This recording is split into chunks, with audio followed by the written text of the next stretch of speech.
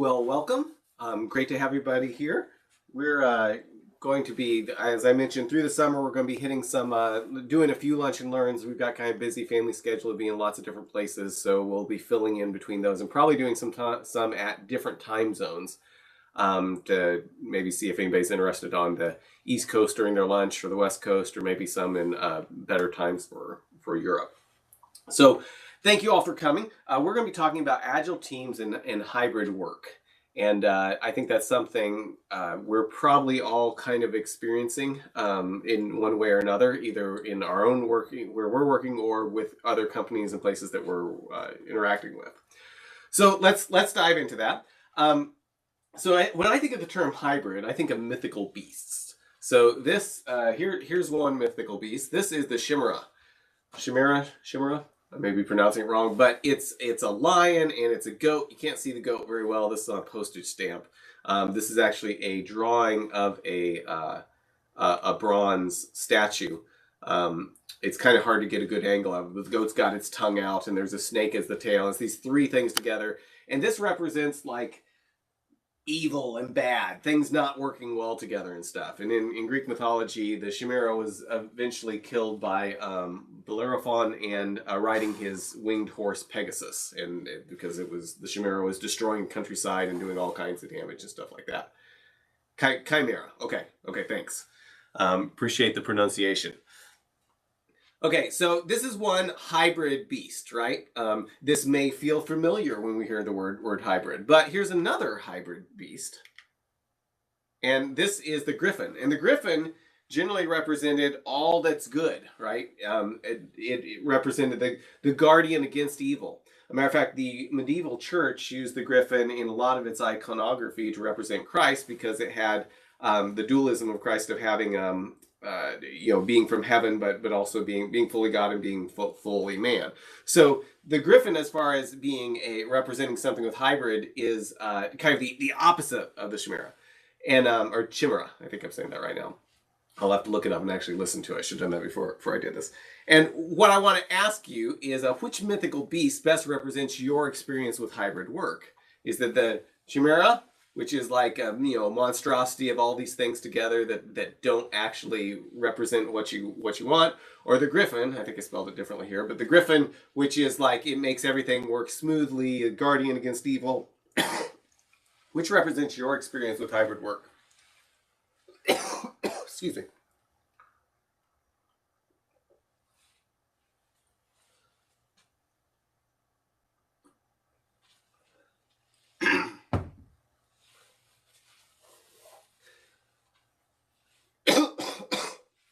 Sorry about that. My mute button is kind of far away. Our kids were supposed to go to a camp with their cousins in Tulsa this past week, and the power went out through all Tulsa. They had a big storm. And so we brought all the kids and the cousins here and created our own mini camp. But through that, I didn't get much sleep and ended up picking up a cold. But we had a great time. Okay, so it looks like we've got most of us, or 72% of us, are actually getting the good aspects of the hybrid. So that's great. That's really good to hear, because a lot of people I've talked to are more in this bottom thing of experiencing all the worst aspects of it. So how do you prefer to work? Remote, hybrid, or in person? What's your preference? Now, not what's most efficient, but what's your actual preference? So remote, where you're mostly at home, very rarely going and meeting in person. Hybrid is whether you're on some type of schedule, maybe one day a week in the office, or something like that, or a few days of the week in the office. And in person, which is where you're primarily in the office and maybe occasionally working from home. It depends.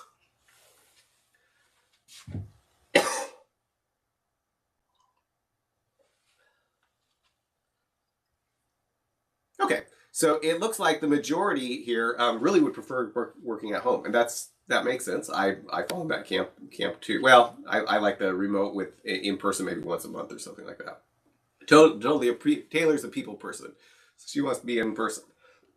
Now, remote where I'm not in constant contact with people, I hate.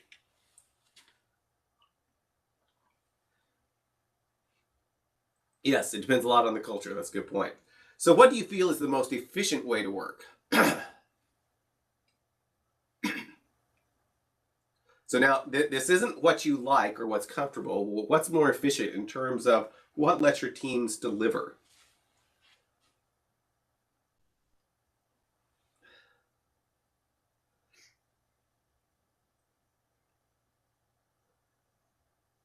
Now, this is interesting. What I want to point out here is that our distribution is a little bit different. Some of us prefer to work remotely, but we actually feel we're more efficient in a hybrid environment or in an in-person environment. Um, that's not bad. It's okay for us to prefer something that's not the most efficient. There's lots of things, I prefer sitting in a hammock reading a book. That's not necessarily the best, most efficient way for me to develop software. But that's okay. Okay, so the type of hybrid matters though, and the point I want us to kind of be thinking about here is that um, there's lots of ways to do hybrid, and there's some ways that will produce the Chimera, and there's some ways that will produce the Griffin. Hybrid can follow the Agile principles, or it cannot. I apologize here. Just let me mute just a second and get a good cough in.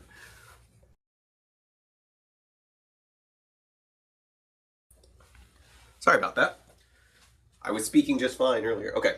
Hybrid can follow the Agile principles or it cannot. And so how we actually structure what we're actually doing is probably more important than whether it happens to be hybrid or remote or in person. So let's look at, when I was thinking through this, I think, like, what are the different work location models and what does that look like? So you got fully on site, everybody on site all the time. You got fully remote where people are all the time remote, maybe occasionally getting together for special events, but for the most part, everybody's remote. That's the default way of working. And then hybrid work, which is where you're kind of scheduling on a regular basis to get together. Most of the places that call it hybrid work are getting together once, like at least once a week. But then we've also got time models, right? We can be working in a way that's asynchronous, which means people aren't on at the same time. I'll do work, send you emails, or post things in Jira, and you'll look at it later. And then you're going to look at it and get back to me. If you've worked with people that are in other time zones, like off by 12 hours, that's the way a lot of times that works. Synchronous, which is where, like, if you're in person, all in the office together, that's going to be synchronous. You're just back and forth all at the same time. And then overlapping, which is where you've got maybe, like, I've worked with teams where they said, okay, we want to make sure that we're overlapping for at least 6 hours of the day. So, so our time zones may not completely align, but we want everybody to make sure that they're working by 10 a.m. and stay, or 10 a.m. for Central Time and stay till at least 2 p.m. for Central Time. Make sure we're overlapping during those time periods. I guess that'd be 4 hours, but you get the idea of saying we're going to overlap. Okay, so if we graph these things out, we end up with something that looks like this. And the point I want to make is we can try to do, we can even try to do on-site and be asynchronous, which is everybody's going and working a different hour. We're all sharing a desk, and I work for 8 hours, then you come in and work at the desk for 8 hours, and somebody else comes in and works at the desk for 8 hours. And we're on site, but we're not synchronous, right? We're not actually overlapping the time that we work. And so if we go back and we look at the Agile principles and say business people and developers must work together daily throughout the project, how easy is it to do this on this little grid that we did here? Well, if we're going to work together with business people daily on the project, it's probably going to be a lot harder. Anything that's going to fall into the asynchronous is probably going to be difficult to do because we're not there where we can actually work together daily. Now, we could send emails back and forth and stuff, but that's not really going to work. It's not going to give us what Agile is trying to push us to do with the principles. Now, if we're overlapping and on-site, maybe that's easier. As a matter of fact, a lot of places work like that. The business people and the developers overlap. They get together for a few hours and work together on a regular basis. Hybrid, you could do it. Maybe there's a way for you all to get together and work together on the hybrid if you're overlapping. Also with remote, there's ways to do that. So I put question marks there. And these aren't, my goal here isn't to say this is true and this is true and you can't do this like this. My goal is to get us thinking about how are we actually following the Agile principles within the grid of how we're working. And if we're working in a way where we're making it really hard to follow the Agile principles within our context and where we're working, maybe we should try to change something so it's easier to follow the principles. So another principle, the most efficient and effective method of conveying information to and within the development team is face-to-face conversation. Well, That's probably going to be very hard to do if we're asynchronous and no one's even working at the same time. It's also going to be hard to do if we were remote and no one's actually got the technology to actually do face to face. Now we can do stuff with video that will get us a lot of that, but if we're just remote, just sending email, it's going to be very, very hard to follow that principle. And then with hybrid and overlapping, there may be ways to follow it, but if we're really careful about doing it. Another principle: the best architectures, requirements, and designs emerge from self-organizing teams. The teams trying to self-organize, being in a situation where that's all asynchronous and we're trying to self-organize by sending emails and then waiting 12, 24 hours before we hear back, that's going to be really hard to self-organize. So I see these are Agile principles that I question, especially in today's world where more and more people are working remotely. And I think that's a good point. What I found effective, though, is if I go through here, and we got somebody saying they just don't agree that it's more efficient to be face-to-face.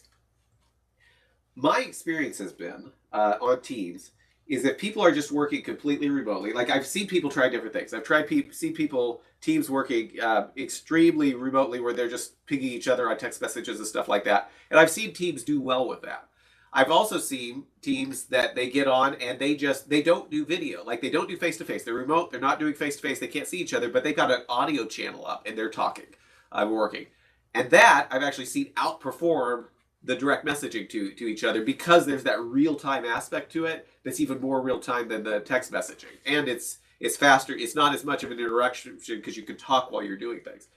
Then I've also seen teams that create just virtual video team rooms and trying to follow the Agile principles. And they're like, we're going to work together, at least for some portion of the day, the same way we would if we were all in the same team group together. That is culturally, that is kind of hard for people to get used to sometimes. But the teams I've seen that have embraced it were very, very, very effective with it.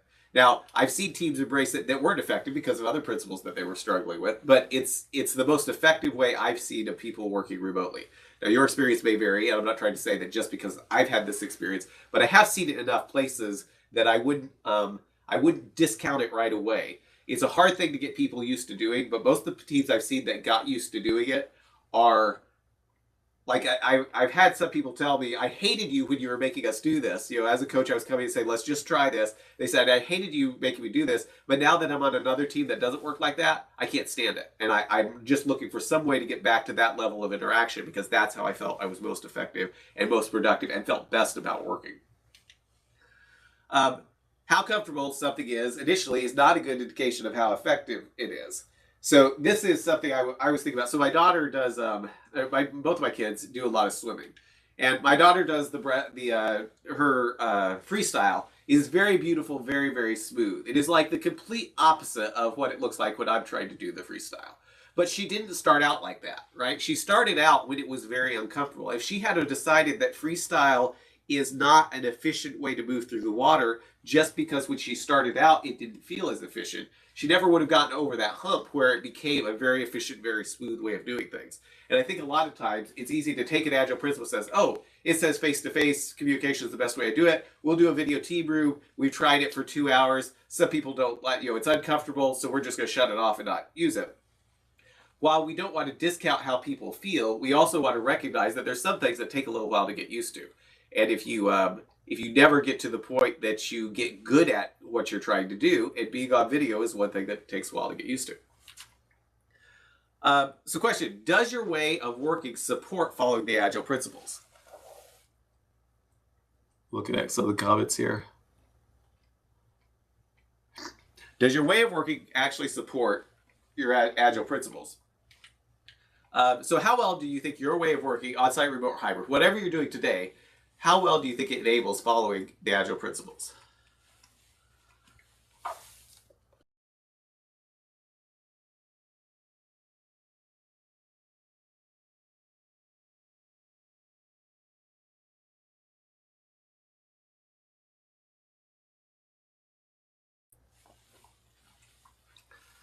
Okay, so it sounds like most of us feel like it's supported pretty well. Now, we may have a little bit of a selection bias. People that are willing to take their lunch break to come in and learn about Agile may be among the people that are being more effective with the way that they're using Agile. So that's expected. But, there's a little bit of space here for, maybe for some improvement. And what I want to encourage us isn't that we need to do that any of us need to do a particular thing that like we're mentioning here, but we should be striving to be more in this category if we can. That's part of the continual improvement. And as the work environment changes, as there's new tools and things like that, we need to always be looking for those things, because otherwise we could be, right here today, but if we don't keep working to improve it, we may move away from it in time.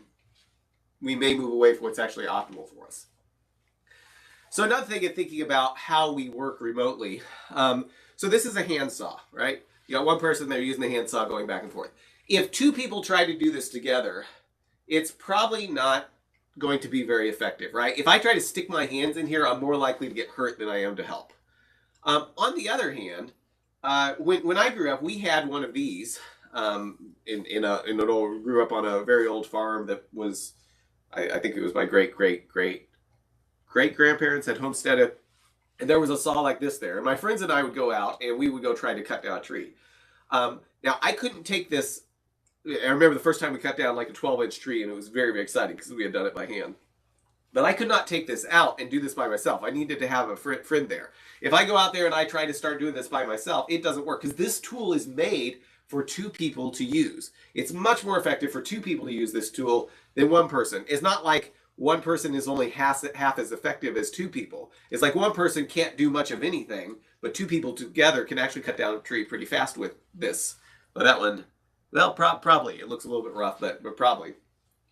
And the point I want to make is that a lot of the tools we have today for software development are set up to make it to where we really need multiple people looking at the same time. If I take if I'm working with something like, I'm thinking of AWS here. Well, actually, let me move on. Okay, so actually, let's do this, and then I think I'll get into the other thing. What type of saw is most similar to the type of tools your team uses today? Is it most like a single hand saw? Is it mostly like a two-person saw? Or are your tools more like sawing with a cheese stick?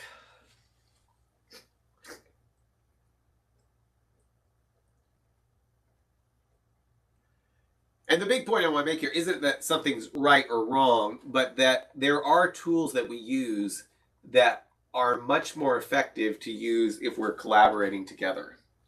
There are things that are much faster to do, like having one person trying to use that two-person saw. I would argue that things like AWS are much, if you're trying to develop software on AWS for most types of things, two people working on the same task together is going to be much, much faster in terms of what you're delivering than two people working separately. Now, it depends on the people and a lot of that, but there's a lot less time spent just writing code and a lot more time trying to make sure, like, okay, what's this particular call I need to make? How do I set up this particular thing to deploy? And there's lots of stuff that can happen, even if it's the two people mostly working in parallel, but on the same thing.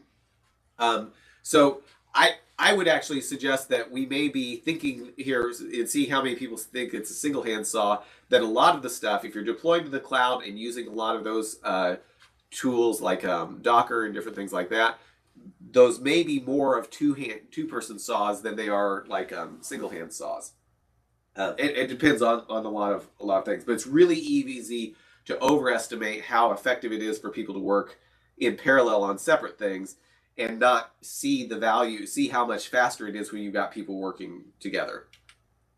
So these are some of the tools that are common today, and these are tools that I've found in my experience. If people are working on stuff, they're using these types of tools, they're probably going to be a lot more effective working with someone than if they are working just on their own. Now, there obviously are exceptions to this. But if you're developing these type of environments, this is not the same thing as sitting down and trying to write a sorting algorithm. If you're working on something that has a sorting algorithm that's going to be, maybe 20 lines of code, and you need to be completely focused in just writing those 20 lines of code, that is a very different environment than trying to figure out, how do I take this data, sort it in some way, stick it in the database, and then send it onto a message somewhere else. That last thing of putting it describes a lot of what business work looks like. AWS and all these tools give us ways of doing that are very, very efficient if we know what they are. And so you spend more time often looking for the best way to do it with your tool than you do just writing lines of code. I would say in lots of situations, the number of lines of code that people need to write to accomplish a business goal has gone dramatically down over the years, but the amount of knowledge they have to know about their tool has gone dramatically up. And so that's where two people working on something, even if there's a large overlap between what they know, the stuff that they know that the other person doesn't know really helps with your cycle time of getting things done. So other point of a lot of these agile principles is they're focused on collaboration because collaboration encourages focus. If we if you're one of the big things I found when I'm pair programming or working directly with someone is if I get stuck on my own, I'm more likely to stick with that for a long time before I ask for help, or get distracted with something else, right? However, if I'm working with someone, we tend to keep each other focused, and we also put ourselves in a situation where we're more willing to give up if we discover that we're actually stuck. I've seen people go off by themselves and work on something, and after 2 weeks, they come back and say, yeah, I got stuck on this. Well, they've been stuck for 2 weeks. But if there's two of them working on it together, and I know I'm smart, I know you're smart, and both of us can't figure it out, it's no longer a sense of pride for me to go ahead and just keep on barreling through it because you can't figure it out either. So now I've got some social proof that means this is actually really hard. Maybe we're doing this in the wrong way. Maybe we need to find somebody. Let's go ask for help. So two people are much, much faster at asking for help, usually, than one person working on their own that's like, well, I know I'm smart, so I just need to keep on plowing through this. That in itself can be a huge difference in how long it takes you to deliver software. Can be a huge difference in how long it takes you to deliver software, because if that happens over and over again, and I keep running into things and then I plow through it and I get distracted and stuff and I'm discouraged, it's going to take me a lot longer to deliver stuff. And I may end up finding ways to make it work that are just like brute force. I may find ways to do something with thousands of lines of code when really there was a 2-line way of doing it that I just happened to not know about from our tool.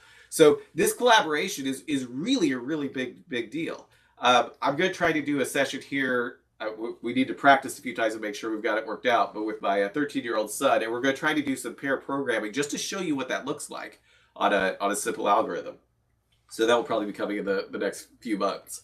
But collaboration also encourages focus because if both of us are working on something together, we will push each other. Like imagine that you want to get in shape and you're going to go on walks regularly.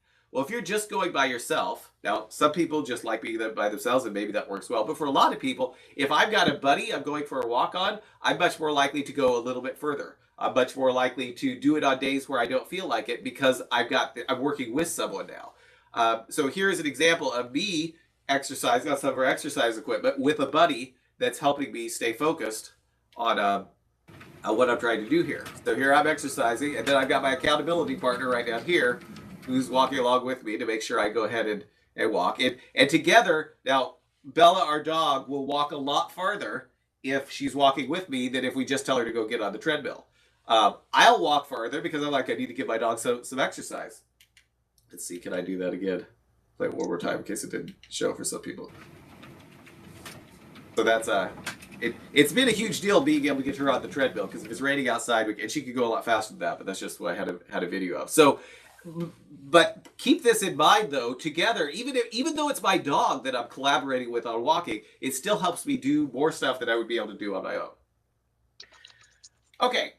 So this was only a 30-minute Lunch and Learn, so let's go to the quiz section of things. Then I'll stick around and answer some questions if my throat can stand. I'd like to hear what people think. So we're going to do a 5-question quiz. We will give away one of the Turn Your Video On t-shirts because that kind of fits well with this. I think I've got every size still. I may be short on the mediums, but I think I've got every size still. So whoever wins this, I will send you a Turn Your Video On t-shirt, which is, I created these when I was working with a team that we were really trying. Everybody was working remote because we were in the middle of COVID, and we were trying to get that collaboration together. So everybody had these shirts that said "Turn Your Video On." So if you were on without your video, you're looking at a sea of people with their shirts saying "Turn Your Videos On." Oh, you got comment? Oh, that's great. That's great to hear. Okay, while you join, I'm going to check the chat here really fast.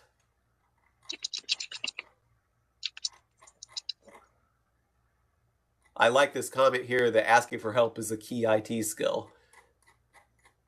And there's lots of stuff we could talk about that within the within having an environment to where it feels okay to ask for help.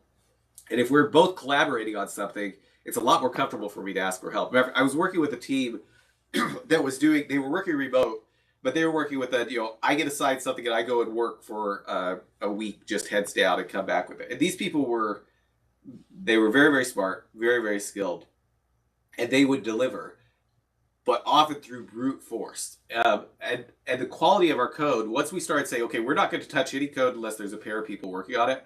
Once we started doing that, the quality of our code went up and our cycle time went up significantly, much faster than it was. It more than made up for the fact that we had two people working on something at the same time. Now, once they got used to that, and it was very uncomfortable at first, like it was like me trying to do the freestyle, very, very uncomfortable, very, very awkward.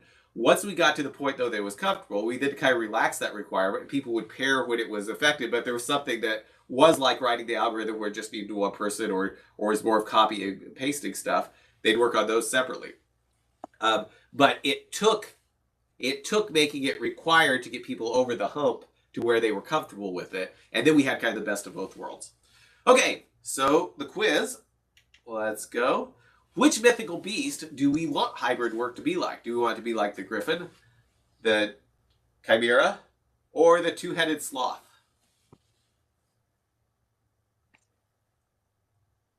Yes, throughput. If I said something wrong, I meant that they actually accomplished more in less time. More stuff was delivered to the customer.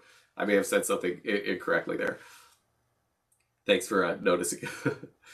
Okay, so yes, the mythical beast we want to be most like is the griffin. Very good. Which option is the hardest to follow Agile principles? So which of these ways of working makes it hardest to follow Agile principles based on what we talked about? Synchronous on-site, overlapping hybrid, asynchronous remote, or overlapping remote?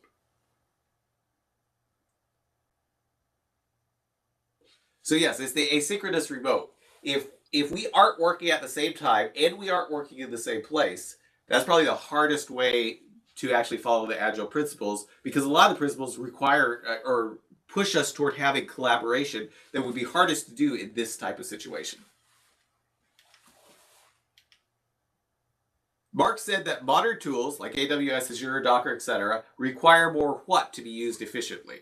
More team members, more budget, more managers, more collaboration, or more cowbell? I have not tried using cowbell with these tools. It might actually be effective, though. I don't know. But yes, more collaboration. The point being that a lot of these tools, just by the nature of what they do, require a lot less code and a lot more thinking and knowledge about how the tools work. That means that they're a lot more effective to collaborate around. Two-head sloth with cowbells, yes. They're a lot more effective to collaborate around because we all know different aspects of things. Okay, in our leaderboard, we've got Jeff in the top spot, followed by Alex, Brandon, Trip, and Mo. Next question. Mark compared modern tools to using a nail gun, a one-handed saw, a two-person saw, or a theremin. A theremin is that instrument that makes music depending on how close your hand is to it. I haven't ever played one before, but they sound cool. So yes, a two-person saw, because there's a lot of things that are one person working on it isn't just half as effective as two people. Sometimes it's very, very hard to make progress at all. Okay, leaderboard, we've got Alex M is in the top spot, followed by Jeff, Brandon, Trip, and Michael. And last question here. When considering different ways of working, which item is least correlated with successful teamwork? Which item is least correlated with successful teamwork? The ease of collaboration, how well it enables rapid delivery, how comfortable it makes you feel personally, or how well it enables face-to-face communication. So yes, just because something is uncomfortable for you, particularly at the beginning, it isn't the best way of telling how effective it is.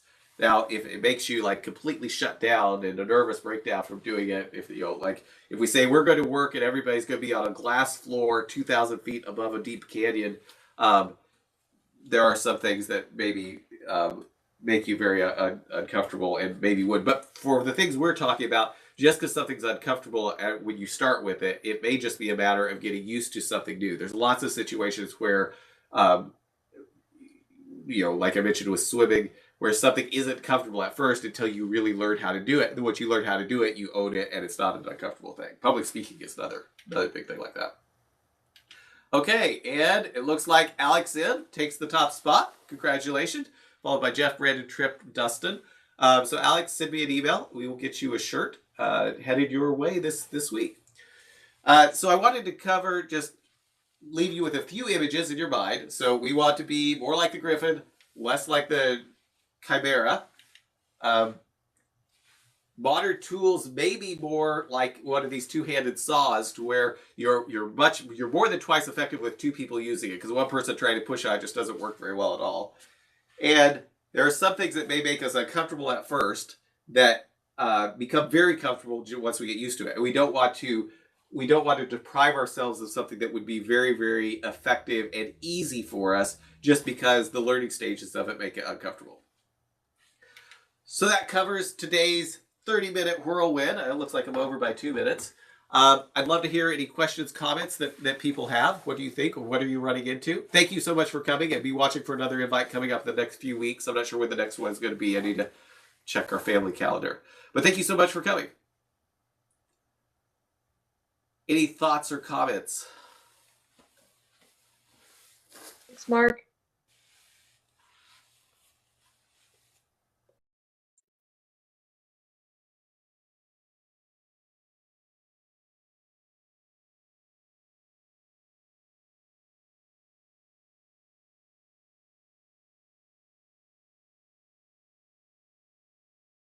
Thanks for the well wishes on feeling better. Sorry for my snorting and coughing.